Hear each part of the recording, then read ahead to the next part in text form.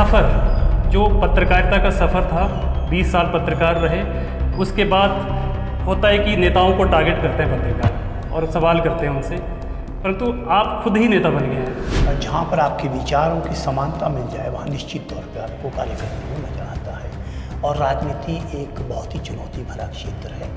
अब मैंने जाना है, जब मैं इसमें आया, पंचायत स्तर के पदाधिकारियों का शपथ ग्रहण समारोह में 10,000 पदाधिकारी इकट्ठे करके पूरे प्रदेश को बता दिया कि आम आदमी पार्टी हर पंचायत में, बीजेपी की बात करें या कांग्रेस की बात करें, तो उनके पास पहले से ये जो आप ही जो पंचायत स्तर का संगठन आप बना रहे हैं, उनके पास बहुत सालों से है। क्या गारंटी है कि वो संगठन काम करेगा? क्योंकि अभी तो इतना ज़्यादा आपने रखा भी नहीं होगा उनको। वही हमारी जीत का मंत्र है। इसको कितना टाइम लगेगा उसमें? नहीं, मुझे टाइम ज़्यादा है नहीं। देखिए, समय एक चुनौती है और आम आदमी पार्टी इस समय युद्ध स्तर पर कार्य कर रही है। आपके जो प्रभारी थे, मेन प्रभारी थे, वो इस टाइम जो है वो एक तरह से हिरासत में है और उनके जगह पे संदीप पाठक उनको गुजरात का प्रभारी बना दिए गए हैं और साथ में वो राज्यसभा सांसद भी हैं। तो मतलब एक तरह से प्रभारी की कमी और उसके बाद गुजरात पे फोकस ज़्यादा, तो हिमाचल को लाइटली लिया जा रहा है। परंतु संगठन से नहीं जीता जाएगा, लोग वोट देंगे तभी जीतेंगे।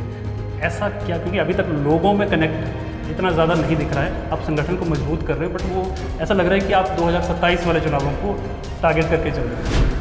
मैं कहीं ना कहीं इतने लोग अभी बाहर गए हैं और साथ में जो अंदर भी हैं, वो भी कभी अगर जब बात खुल के बात करते हैं तो वो बोलते हैं कि भाई इन्फ्लुएंस जो दिल्ली वाले लोगों का यहाँ ज़्यादा है, वहाँ के मुद्दों का इन्फ्लुएंस ज़्यादा है और जो यहाँ के मुद्दे हैं या यहाँ के लोग हैं उनको ज़्यादा ऊपर नहीं उठा रही पार्टी। तो इसका क्या कारण? जब प्रदेश में पहली बार हमने कहा हम शिक्षा की बात करेंगे तो लोग बहुत हैरान हुए कि हिमाचल प्रदेश सबसे साक्षर प्रदेश और उसमें ये शिक्षा की बात करेंगे। लेकिन जब हमने उन्हें यहाँ की ज़मीनी हकीकत बताई, आज सबसे अधिक रेफरल केस हिमाचल प्रदेश से ही पीजीआई को जाते हैं। तो ये वो व्यवस्थाएं हैं जो बदलना ज़रूरी है। हिमाचल का जो कर्ज है उसको देखते हुए आपको लगता है कि वो बजट का प्रावधान इतना इजी हो पाएगा?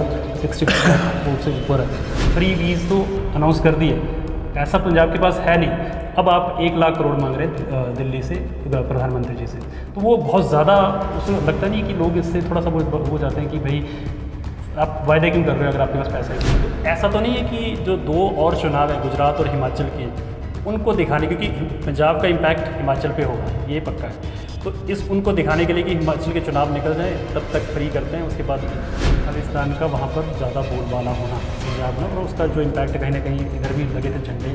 तो हालांकि आप लोगों ने भी उसके अगेंस्ट किया था चीज़ें, बट कहीं ना कहीं जो खालिस्तान पहले दबा हुआ था, तो अचानक से आम आदमी पार्टी की सरकार बनने के बाद जो थोड़ा सा ऊपर आया है। दिल्ली में हमें किसी और का समर्थन बताया जाता है, वहाँ माना जाता है मुसलमान। देखिए, ये राजनीति है। आम आदमी को आप विकास में नहीं हरा सकते, आम आदमी पार्टी को। तो आपको पंजाब में खालिस्तान मिलता है, दिल्ली में मुसलमान मिलता है, हिमाचल में पता नहीं हमें किसका समर्थन बताया गया। अभी पार्टियाँ तय नहीं कर पा रही हैं। मतलब ऐसा नहीं लगता कि बहुत ज़्यादा होड़ सी लग जाती है जब आम आदमी पार्टी के कोई नेता जब बन जाता है, कोई विधायक बन जाता है, तो ऐसी होड़ सी लग जाती है कैमरे के सामने आने की? क्योंकि ये चीज़ मैंने नोटिस करी है, कहीं भी आप दिल्ली का ले लें या यहाँ के ले लें, जब भी होता तो उनके पास माइक लगा होगा और रिकॉर्डिंग चल रही होती है और उसी में वो सबको डांटना शुरू कर देते हैं। तो नहीं आया, क्योंकि हमारे नेता जो है वो कोई बने बनाए नेता नहीं है, आम आदमी है। वो आम आदमी की तरह ही बात करते हैं। ऐसे तो कैमरा लगाकर, मतलब अब अगर आपको याद होगा तो हनुमान चालीसा पढ़ाई गई, मतलब उधर करवाई गई जब इलेक्शन चल रहे थे। उसके बाद अयोध्या का दौरा, ये सब चीज़ें जो चल रही हैं वो एक तरह से पूरी तरह से देखिए, आरोपी जो लगाना चाहे लगाए, लेकिन हम वो है जो वंदे मातरम से अपना कार्यक्रम शुरू करते हैं, राष्ट्रगान पे अपना कार्यक्रम ख़त्म करते हैं और थीम सॉन्ग हमारा। और हिमाचल के लिए स्पेसिफिकली रोजगार के लिए क्या करने वाले हैं और कहीं का एग्जाम्पल, क्योंकि शिक्षा स्वास्थ्य में कहीं ना कहीं आप दिल्ली को लेकर आते हैं। सबसे ज़्यादा जो इम्पैक्ट मुझे कहीं लगता है तो धर्मशाला में राकेश चौधरी का, शाहपुर में पंकु कांगड़िया। तो ये क्या वजह रही? क्योंकि उनका सीधा सा कहना था कि पार्टी जो है वो प्रेफरेंस नहीं देती है, दिल्ली के लोग जो परेशान करते हैं।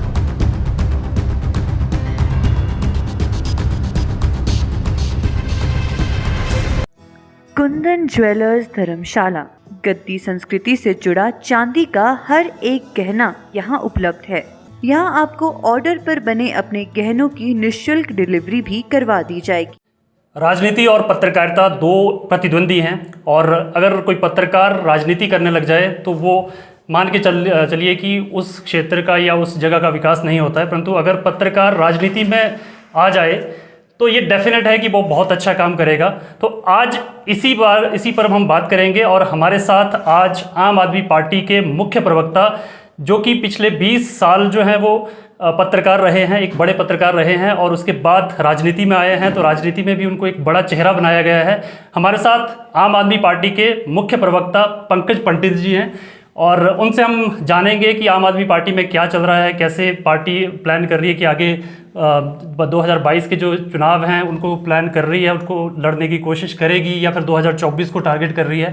तो पंकज जी, बहुत बहुत स्वागत है आपका हिंद एक्सप्रेस में। धन्यवाद। तो सबसे पहले ये सफ़र, जो पत्रकारिता का सफ़र था, 20 साल पत्रकार रहे, उसके बाद होता है कि नेताओं को टारगेट करते हैं पत्रकार और सवाल करते हैं उनसे, परंतु आप खुद ही नेता बन गए हैं, अब कैसा महसूस कर रहे हैं? देखिए, मुझे लगा कि पत्रकारिता निष्पक्ष होती है, और 20 साल तक मैं निष्पक्ष रहा, लेकिन एक बात अनुभव मुझे आया कि अगर आप कुछ बदलाव लाना चाहते हैं तो निष्पक्ष रहकर नहीं होगा, आपको एक पक्ष की ओर से लड़ना ही होगा। तो एक पक्ष की ओर मुझे लगा चला, और हमने आम आदमी पार्टी में बतौर एक कार्यकर्ता अपना कार्य शुरू किया। सर, ये 20 साल बाद ही क्यों? क्योंकि इससे पहले भी बीजेपी कांग्रेस तो यहाँ थी, और ऐसा लगा आपको कि 20 साल मतलब अभी ही आम आदमी पार्टी आई है तभी आपने पार्टी ज्वाइन करनी है? ऐसा क्या था, ऐसा क्या आपने आम आदमी पार्टी में देखा? देखिए, मुझे लगा कि कुछ अलग तरह की राजनीति आम आदमी पार्टी की राजनीति है, और जिस तरह से प्रदेश का हर आम आदमी इस समय दोनों दलों के बीच में फंसा हुआ था, उनके पास कोई संभावना नहीं थी। उनमें से एक मैं भी हूँ जिसके पास कोई संभावना नहीं थी, कांग्रेस या भाजपा। जब एक तीसरा विकल्प आया तो मुझे लगा इससे चुनना बेहतर है, और मुझे लगता है प्रदेश की हमारी जो जनता है वो भी यही सोच रही है, ये मेरा मानना है। तो ये आपको लाया गया, या आपकी अपनी तरफ से आप अब तैयार थे कि हमने अब जो राजनीति में आना है? और क्या आप चेहरा हैं, मतलब आप चुनाव लड़ने वाले हैं, या क्या है संगठन के? देखिए, इसमें स्पष्ट कर दूं कि जहां पर आपके विचारों की समानता मिल जाए वहां निश्चित तौर पे आपको कार्य करने में मज़ा आता है, और राजनीति एक बहुत ही चुनौती भरा क्षेत्र है। अब मैंने जाना है जब मैं इसमें आया हूं। और दूसरी बात, जब मैंने पार्टी ज्वाइन की थी मैंने पहले स्पष्ट कर दिया था कि मैं चुनाव नहीं लड़ूंगा, लेकिन मैं एक राजनीतिक पार्टी का कार्यकर्ता हूं, एक सिपाही हूं, और वो सिपाही हूं जिसे पार्टी किसी भी मोर्चे पे तैनात करेगी वहाँ पे आपको हर हाल में लड़ना है। तो एक जो कार्यकर्ता होता है उसका वो संगठन की जो बात होती है उसको वो रिप्रेजेंट, मतलब उसको वो करता है। अगर कल को, जैसे आप कह रहे हैं कि आपने चुनाव नहीं लड़ना, अगर पार्टी आपको बोले कि आपने लड़ना है, आपको लड़ाया जाएगा, तो क्या आपका डिसीजन रहेगा? कि आप फिर भी अड़े रहेंगे अपने डिसीजन पे? देखिए, मेरा पहला निर्णय यही है कि मैं चुनावी राजनीति में उतना पसंद नहीं करूंगा। संगठन को जिस तरह कार्य कर रहा हूं, संगठन को मजबूत करने का प्रयास करूंगा।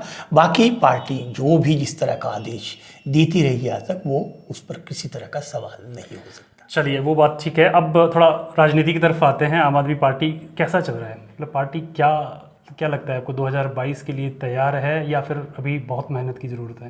नहीं, मुझे लगता है आम आदमी पार्टी पूरी तरह से तैयारी पे है। एक समय आम आदमी पार्टी पर आरोप लगाया जाता था कि आम आदमी पार्टी सिर्फ अखबारों में नज़र आती है।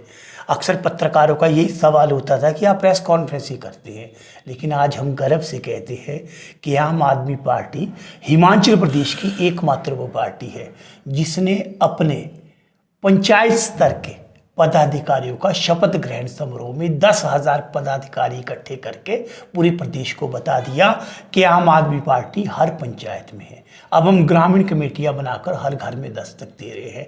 तो निश्चित तौर पे आम आदमी पार्टी जमीनी ऐसा नहीं लगता कि थोड़ा लेट है? क्योंकि अगर देखा जाए तो अगले 3 महीने 4 महीने में इलेक्शन का टाइम है।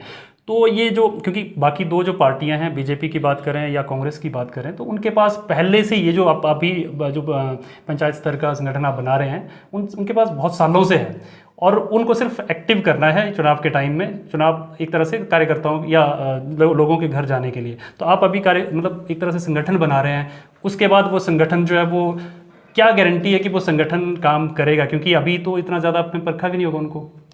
देखिए, मुझे लगता है कि वर्तमान में एक चीज़ हमारे पक्ष में सबसे बेहतर जाती है कि प्रदेश की जनता बदलाव के लिए तैयार है, लेकिन उन्हें भरोसा होना चाहिए आम आदमी पार्टी का संगठन नीचे तक पहुंचा है। जितने आपके पड़ोस में टोपी वाला नजर आ गया, उन्हें भरोसा हो जाएगा कि आम आदमी पार्टी अब घर तक पहुंच चुकी है। वो भरोसा दिलवाना है ताकि जो लोग आज इस बदलाव की आस में बैठे हैं उनका वो भरोसा हम जीत सके और वो भरोसा वोट में कन्वर्ट हो जाए। वही हमारी जीत का मंत्र है। इसको लेकर कितना टाइम लगेगा उसमें? क्योंकि नहीं, मुझे टाइम ज़्यादा है नहीं अभी। देखिए, समय एक चुनौती है और आम आदमी पार्टी इस समय युद्ध स्तर पे कार्य कर रही है।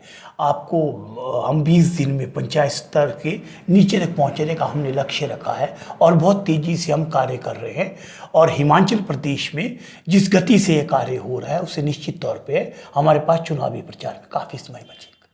2 चुनाव हैं, गुजरात का चुनाव और हिमाचल का चुनाव। ऐसा लग रहा है और आपको पता भी है कि गुजरात में जो टिकट तक अनाउंस कर दिए गए हैं, 10 कैंडिडेट आपने उतार दिए हैं। जो फोकस गुजरात पर है वो हिमाचल पर नहीं है। हालांकि 2-3 रैलियां हुई हैं, अरविंद केजरीवाल जी की रैली भी आई, बट उसके उनके अलावा जो है और कोई बड़ा नेता आया नहीं है। और सबसे बड़ी बात तो ये है कि आपके जो प्रभारी थे, मेन प्रभारी थे, वो इस टाइम जो है वो एक तरह से हिरासत में हैं और उनके जगह पे संदीप पाठक उनको गुजरात का प्रभारी बना दिए गए हैं और साथ में वो राज्यसभा सांसद भी हैं। तो मतलब एक तरह से प्रभारी की कमी और उसके बाद गुजरात पे फोकस ज़्यादा, तो हिमाचल को लाइटली लिया जा रहा है। नहीं, मुझे लगता है, देखिए, हिमाचल प्रदेश और गुजरात बराबर ही चले हुए हैं, लेकिन थोड़ी सी हमारी जो भौगोलिक परिस्थिति है उस वजह से ये जो बरसात का सीज़न होता है हिमाचल प्रदेश में बहुत खतरनाक सीजन होता है, बहुत ज़्यादा ये बरसात होती है। और आपको बताऊं, लगातार केजरीवाल जी के 2 प्रोग्राम कैंसिल हो गए और उससे हमारे कार्यकर्ताओं का मनोबल बहुत असर पड़ता है इन चीज़ों से। और इस वजह से हमें ना चाहते हुए भी अपने कुछ एक कार्यक्रम जो है वो स्थगित करने पड़े हैं। तो जब हिमाचल प्रदेश में थोड़ा ठहराव है तो इस वजह से आपको गुजरात नजर आ रहा है। और निश्चित तौर पे गुजरात पूरी राष्ट्रीय राजनीति को प्रभावित करता है। अगर पार्टी वहाँ फोकस कर रही है तो वो पार्टी की बेहतरी के लिए है, क्योंकि गुजरात को पूरा देश देख रहा है। और जहाँ तक हिमाचल प्रदेश की बात है, संदीप पाठक जी रोज़ कार्यकर्ताओं के साथ कॉल पे होते हैं। अपने व्यस्त समय में से लगभग 6 से 8 घंटे वो हिमाचल प्रदेश को दे रहे हैं। पूरी टीम काम कर रही है, डेली फीडबैक है हमारा। और बहुत जल्दी हमारे town hall programme Kejriwal ji के होने वाले हैं, जिसमें हिमाचल के लिए हमारे गारंटी प्रोग्राम भी अनाउंस होंगे।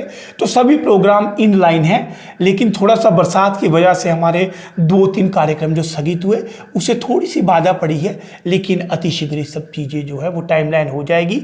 जो बीच में जो बरसात के समय है, इसका हमने संगठन को मजबूत करने में इसका उपयोग हम कर रहे हैं। नहीं, अगर इस चीज़ को देखा जाए तो संगठन की बात हम मान लेते हैं कि आप काफ़ी ज़्यादा जो कुछ प्रोग्राम्स भी कर रहे हैं, एक तरह से बहुत सारी चीज़ें ऑर्गेनाइज़ की जा रही हैं संगठन को मजबूत करने के लिए, परंतु संगठन से नहीं जीता जाएगा, लोग वोट देंगे तभी जीतेंगे। तो ऐसा क्या, क्योंकि अभी तक लोगों में कनेक्ट इतना ज़्यादा नहीं दिख रहा है। आप संगठन को मजबूत कर रहे हो, बट वो ऐसा लग रहा है कि आप 2027 वाले चुनावों को टारगेट करके चल रहे हो, क्योंकि अभी संगठन मजबूत होगा, उसके बाद वो लोगों के पास जाएंगे, उसके बाद वो जाकर जो वो लोगों को कन्वर्ट करेंगे। तो मुझे लगता है कि 2-3 महीने, आपको नहीं लगता 2-3 महीने ये बहुत ही कम है संगठन मजबूत करके फिर उसके बाद चुनाव में लोगों से वोट डलवाना अपने पक्ष में? नहीं, मुझे लगता है आज की डेट में हमारा जो कार्यक्रम चला हुआ है वो डोर टू डोर का प्रोग्राम है, जिसमें हम अपनी गारंटीज़, अपने विभिन्न कार्यक्रम और सबसे बड़ा हम महंगाई पर कंपैरिजन लोगों के सामने ला रहे हैं कि दिल्ली में केजरीवाल सरकार हर परिवार को 10 से 15 हज़ार की राहत दे रही है, जो हमारे प्रदेश में नहीं दी जा रही है। इन सब मुद्दों को लेकर हम घर घर जा रहे हैं। ये वो घर हैं जहाँ से हमें वोट भी आए।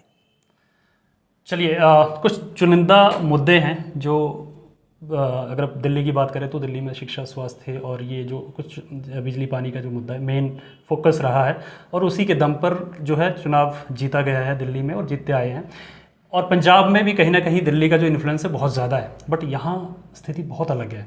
और दूसरा इसी से जुड़ता मेरा सवाल ये है, क्योंकि यहाँ के लोकल लोगों को प्रमोट करने में कहीं ना कहीं जितने लोग अभी बाहर गए हैं और साथ में जो अंदर भी हैं, वो भी कभी अगर जब बात खुल के बात करते हैं तो वो बोलते हैं कि भाई इन्फ्लुएंस जो दिल्ली वाले लोगों का यहाँ ज़्यादा है, वहाँ के मुद्दों का इन्फ्लुएंस ज़्यादा है, और जो यहाँ के मुद्दे हैं या यहाँ के लोग हैं उनको ज़्यादा ऊपर नहीं उठा रही पार्टी। तो इसका क्या कारण है? देखिए, मैं आपकी इस बात से सहमत नहीं हूँ। देखिए, कोई भी प्रदेश में जब पार्टी लड़ती है तो वहाँ के स्थानीय मुद्दों के आधार पे ही लड़ती है। निश्चित तौर पे ये बुनियादी पार्टी हमारी बुनियादी तौर पे शिक्षा, स्वास्थ्य, रोजगार और भ्रष्टाचार मुक्त शासन। ये 4 वो मुद्दे हैं जो प्रदेश में भी हैं। जब प्रदेश में पहली बार हमने कहा हम शिक्षा की बात करेंगे तो लोग बहुत हैरान हुए कि हिमाचल प्रदेश सबसे साक्षर प्रदेश और उसमें ये शिक्षा की बात करेंगे।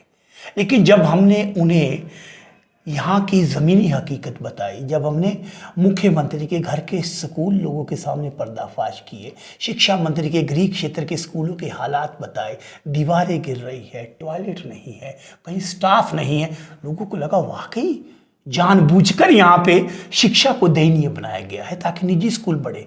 स्वास्थ्य, सबसे अधिक मेडिकल कॉलेज है। मैं मानता हूँ इस बात को कि हर जिले में मेडिकल कॉलेज पूरे हिंदुस्तान में नहीं होगा, हिमाचल में है। लेकिन सबसे दुख से कहना पड़ेगा वो सिर्फ कहने को मेडिकल कॉलेज है, वो रेफरल सेंटर है। आज सबसे अधिक रेफरल केस हिमाचल प्रदेश से ही पीजीआई को जाते हैं। तो ये वो व्यवस्थाएं हैं जो बदलना जरूरी है। स्थानीय मुद्दों पे बात कर स्थानीय मुद्दा बागवानों का मुद्दा है, आम आदमी पार्टी खड़ी है, सेब का मुद्दा हम उठा रहे हैं।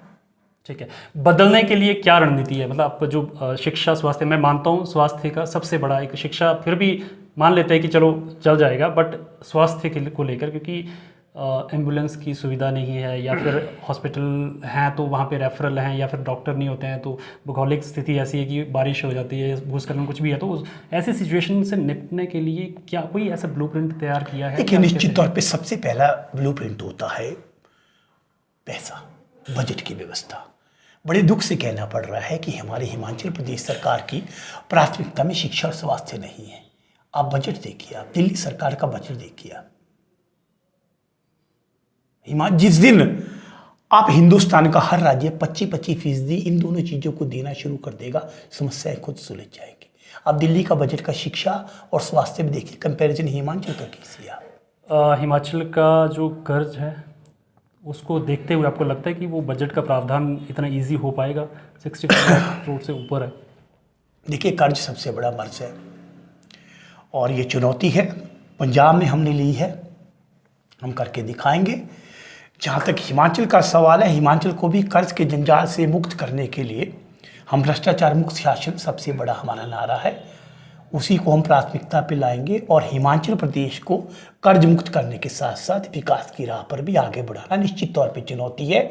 जब हम चुनाव में उतरेंगे, अपने गारंटी प्रोग्राम के साथ उतरेंगे, पूरे ब्लूप्रिंट के साथ जनता के सामने आएंगे। पंजाब की बात की आपने, तो पंजाब के कुछ मुद्दे हैं जिनको हमें मतलब एक बात करना चाहेंगे जिस पे पहला तो ये है कि जब आप कह रहे हैं कि पंजाब में आपने किया है, या जैसे मान लो बिजली का ही ले लीजिए जो फ्री करने वाला, या फिर महिलाओं को देने का भी शुरू शायद नहीं हुआ है वो तो, और जब सरकार बनी ही थी तो उसके कुछ टाइम बाद ही वो प्रधानमंत्री के पास चले जाते हैं मुख्यमंत्री पंजाब के, और वो बहुत ज़्यादा एक तरह से मीडिया पे बहुत ज़्यादा छा जाता है कि भाई आपने फ्री वीज़ तो अनाउंस कर दिए, पैसा पंजाब के पास है नहीं, अब आप 1 लाख करोड़ मांग रहे हैं दिल्ली से प्रधानमंत्री जी से।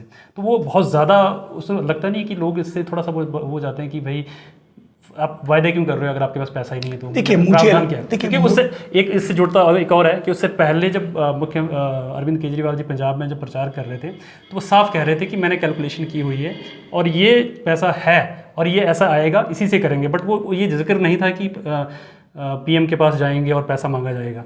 तो क्या कहना है आपको?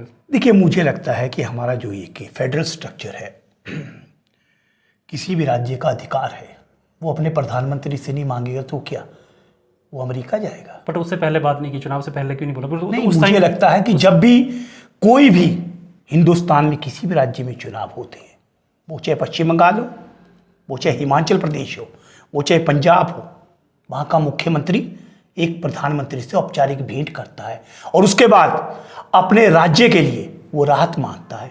और हम जयराम की तरह बड़े दिल वाले नहीं हैं कि आप अपने घर के लिए कुछ नहीं मांगेंगे, कि मोदी जी आ रहे हैं हम कुछ नहीं मांगेंगे। अरे आपको आज तक मिला ही क्या है? हम वो लोग हैं अपने लोगों के लिए जहाँ झुकना पड़ेगा वहाँ झुकेंगे। प्रधानमंत्री GST हमारा सारा दिल्ली में इकट्ठा होता है, पंजाब में नहीं होता इकट्ठा।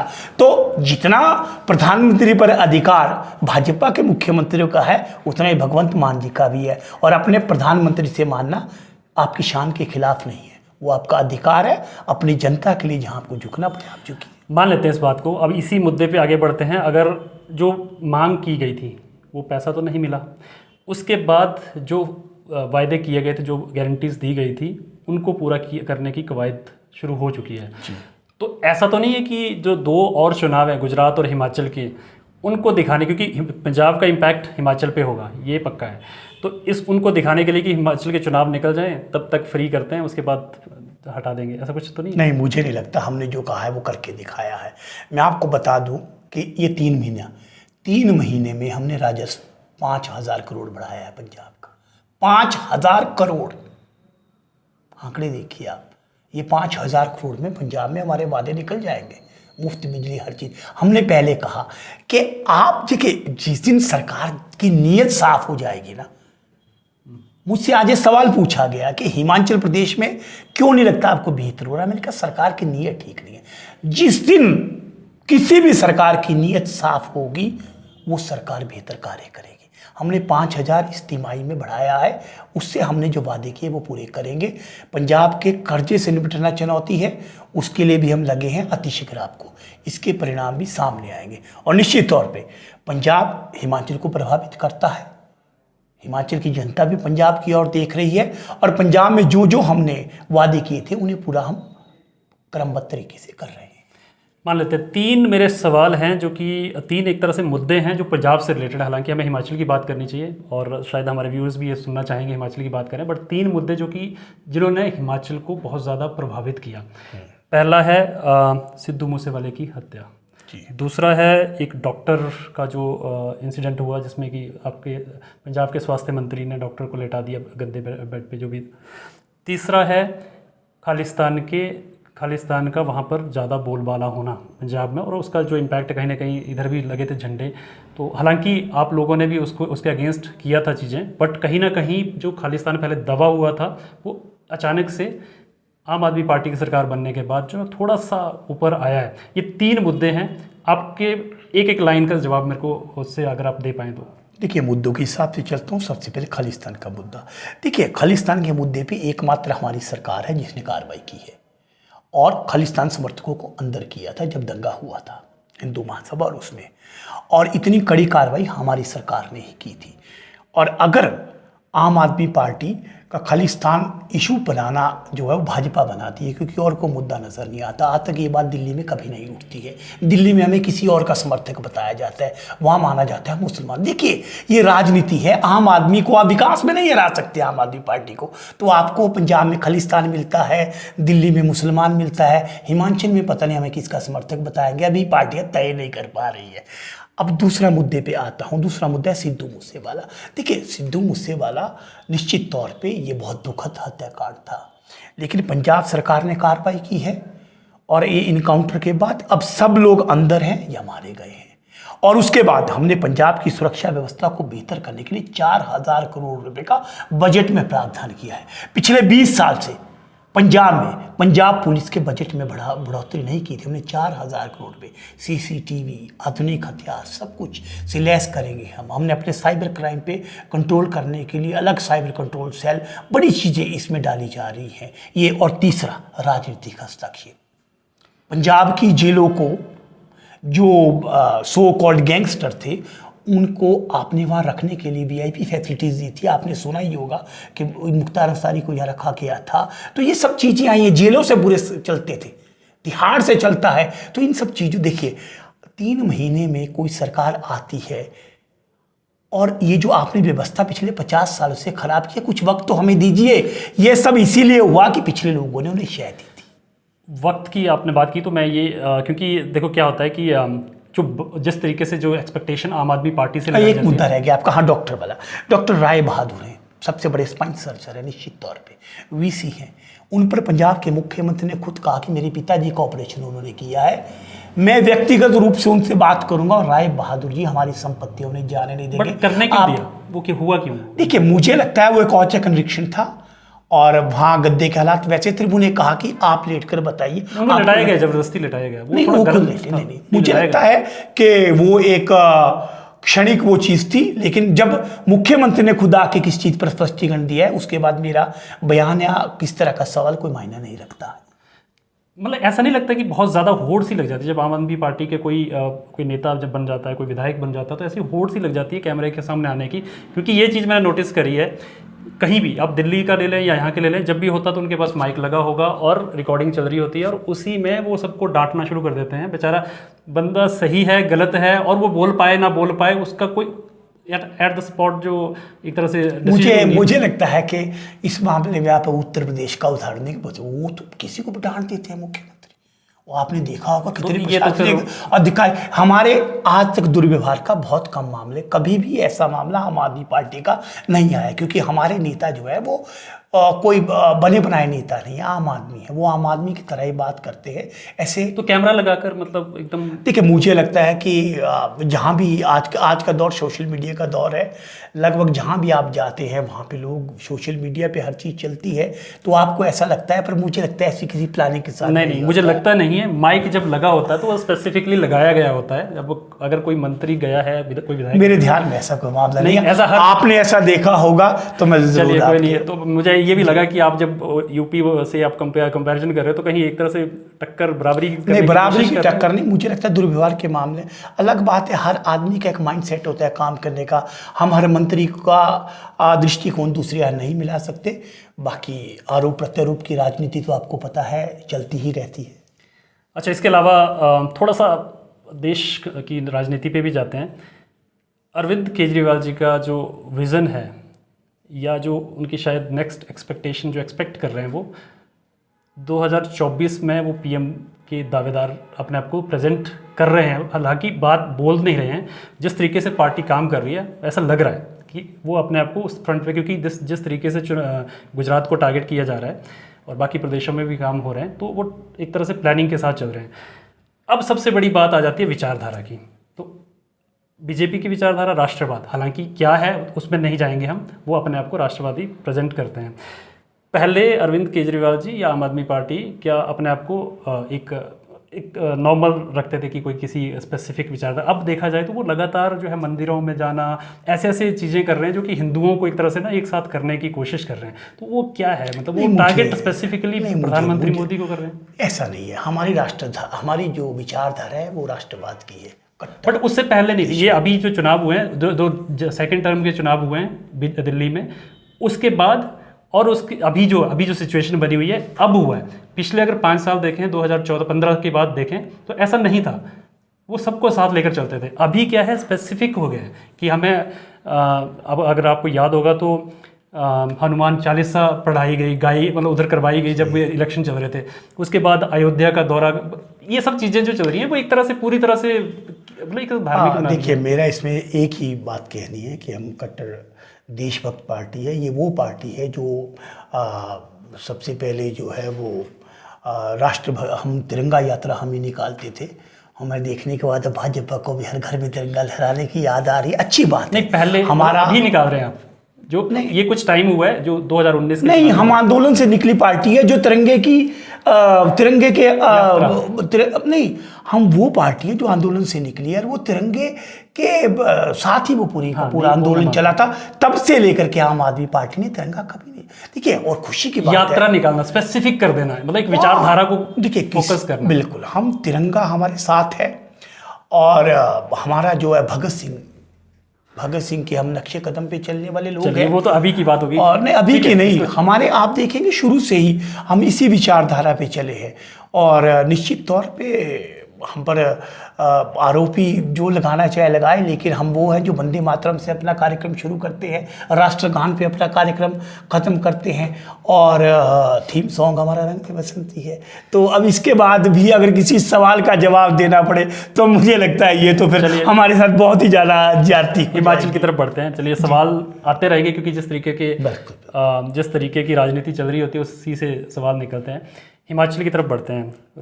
बेरोजगारी सबसे बड़ा मुद्दा है जी, देखा जाए तो, और सिर्फ हिमाचल में नहीं पूरे देश में है, पर हिमाचल के लिए स्पेसिफिकली रोजगार के लिए क्या करने वाले हैं और कहीं का एग्जाम्पल, क्योंकि शिक्षा स्वास्थ्य में कहीं ना कहीं आप दिल्ली को लेकर आते हैं, पर दिल्ली में को लेकर आप हिमाचल में क्या ऐसा एक एग्जाम्पल दे सकते हैं कि जिससे कि आपको लगे कि आप यहाँ पर भी सही करेंगे या फिर रोजगार पैदा करेंगे? देखिए, इसमें मामले में देखिए, सबसे पहली बात, इस बार का जो हमारा दिल्ली सरकार का बजट है उसका नाम ही रोजगार बजट है। एक बजट पूरा युवाओं को रोजगार देने के नाम पे समर्पित है। ये सोच अरविंद केजरीवाल के पास ही हो सकती है क्योंकि उनकी डिग्रियां असली हैं। तो एक तो मेरा पहला, क्या हिमाचल प्रदेश में आज तक किसी सरकार ने सोचा कि एक बजट तो आप युवाओं के नाम पे ले आओ कि उनको रोजगार साधन सृजित करने के लिए हम बजट का 15% युवाओं के नाम पे कर देंगे। हमने 5 साल में 12 लाख नौकरियां दी हैं वहाँ पे। हालांकि दिल्ली में बहुत ज़्यादा संसाधन, ये ऐसा लगता है कि ये जो 12 लाख का जो आंकड़ा है ये कहीं ना कहीं कागजों पर है, क्योंकि इस पे जब काउंटर होता है बीजेपी की तरफ से, जब काउंटर होता है, जो वो आंकड़े देते हैं 2 लाख 3 लाख का जो आंकड़ा देते हैं, उसके बाद उनको वो बोलते हैं कि प्रूफ दिखाइए, या फिर आरटीआई से ही वो लेकर आते हैं कागज़ कि वहाँ से ये इतना को दी गई है। उसको एक तरह से ना सही, या ये बोलते हैं कि उनको संतुष्ट नहीं किया जाता। इसका क्या कारण है? विपक्ष को संतुष्ट करना हमारा काम नहीं है। नहीं, दिल्ली की जनता जनता ने, जिसने लगातार तीसरी बार हमें चुना है, देखिए लोकतंत्र में जनमत से बड़ा एक ऑडिट होता है, पब्लिक ऑडिट है। और सेकंड, हमारी वेबसाइट पे लॉगिन करके इस सब चीज़ों की डिटेल्ड है दिल्ली सरकार की, वहाँ से ले सकते हैं। और मैं दिल्ली और हिमाचल को रोज़गार के मामले में इसलिए तुलना नहीं करूँगा कि दिल्ली में रोज़गार की संभावनाएं बहुत ज़्यादा है, वहाँ इंडस्ट्री, वहाँ पे व्यापार, हर चीज़ बड़ी है। हिमाचल प्रदेश में रोज़गार निश्चित तौर पे चुनौती है। हमारे यहाँ पे हमें पर्यटन को, और हमारे यहाँ पे हमें कैश क्रॉप को, ऑक्सीजन, वेजिटेबल, फ्लोरिकल्चर, इन चीज़ों पे अलग तरह से काम करना पड़ेगा। यहाँ पे हम दिल्ली के साथ नहीं, निश्चित तौर पे जब हम आएंगे, मैंने पहले कहा ये आम आदमी पार्टी है, आएगी तो गारंटी प्रोग्राम लेके आएगी। आप तो अच्छी तरह से अनुभव करते हैं कि हम गारंटी प्रोग्राम लाएंगे और पूरे ब्लूप्रिंट के साथ आएंगे, चाहे मुद्दा रोजगार का होगा, शिक्षा का होगा या स्वास्थ्य का होगा। और निश्चित तौर पे रोजगार इस प्रदेश का सबसे बड़ा मुद्दा है। आपने अभी हाल में अग्निवीर में देखा किस तरह से लोग सड़कों पर उतरा युवा। तो रोजगार बहुत बड़ा मुद्दा है। सबसे बड़ी हैरानी तो है, मुख्यमंत्री की एक जनसभा थी जिसमें वो पेंशन बढ़ाई थी जब बुजुर्गों की, तो माताएं कह रही थी आप हमारी पेंशन मत बढ़ाइए, हमारी पेंशन मत करिए, पर हमारे बच्चों को रोजगार दीजिए। तो रोजगार बहुत बड़ा मुद्दा है इस प्रदेश में। इस पर निश्चित तौर पे आम आदमी एक अच्छा और मजबूत ब्लूप्रिंट लेके आए। अभी कोई ब्लूप्रिंट तैयार नहीं, निश्चित तौर पे कार्य हो रहा है, इस पे आएगा, मतलब आने वाले टाइम में आ सकता है। अरे हम चुनाव में उतरेंगे ही इन मुद्दों के साथ ही और इनके समाधान के साथ। चलिए, क्या लगता है कितनी सीटें हिमाचल विधानसभा से 2022 में आम आदमी पार्टी को? मैं जोशी तो हूँ नहीं, कुछ तो आप आकलन करते होंगे। अरे हम तो कह रहे इंटरनल सर्वे होता है उसका भी। अरे हम तो कह रहे हैं हम सरकार बनाएंगे, सरकार बनाने के लिए जितनी चीज उससे ज्यादा ही लाएंगे। ये तो ज्यादा हो गया ना। आप एक रिलेवेंट, अब देखिए मैं नहीं बता रहा हूँ, तो आप कह रहे बताइए। एक रिलेवेंट एक होता है ना। देखिए निश्चित तौर पे हम अच्छी स्थिति में, हर जगह हम अच्छी टक्कर दे रहे हैं और निश्चित तौर पे हमारा लक्ष्य सरकार बनाना है, उसकी और हम मेहनत कर रहे हैं। मैं इतने कह पाऊंगा। और जोशी हो नहीं, जो आंकड़ा बताओ। मतलब आपको भी नहीं आइडिया कि क्या अभी क्या हो? देखिए जनता के सामने आइडिया नहीं लगते। किसने सोचा था पंजाब में? हमें तो वहाँ आप सभी चैनल, सब लोग तो त्रिशंकु बना रहे थे, हम कॉन्फिडेंट थे हम लाएंगे सरकार। दिल्ली में भी ऐसा ही होता है। देखिए ये जनता है, जनता तय करती है। हमारा काम कर्म करना है, हम जनता तक मुद्दे लेके जाएंगे, जनता को विश्वास दिलाएंगे। हमें पूरी उम्मीद है जनता हमें चुनकर लाएगी। जो नेता छोड़कर जा रहे हैं वो उसका क्या है? क्योंकि पीछे एकदम से बहुत सारे नेता ज्वाइन किए। अब देखा होगा कि पिछले 6 महीने पहले या 6 महीने के दौरान, पिछले 5-6 महीने में बहुत सारे नेता ज्वाइन किए।